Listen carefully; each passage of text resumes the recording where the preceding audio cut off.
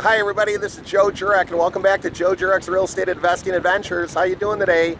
Where is your real estate adventure taking you? Are you happy with where you're going in life? Are you happy with your career? Are you happy with your day-to-day?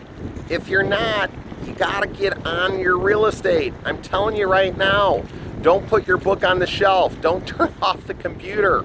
Get that book off the shelf. Start learning, start reading, start doing things. Because you can make a difference in your life if you commit to this. I want to give you a few tips to think about getting going with real estate.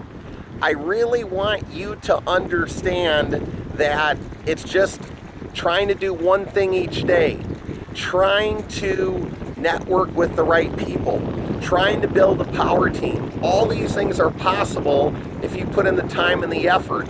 A lot of it will fall into place. A lot of it can come together if you start doing one thing at a time. Because you may say, well, Joe, I only have an hour a day. It's better than nothing.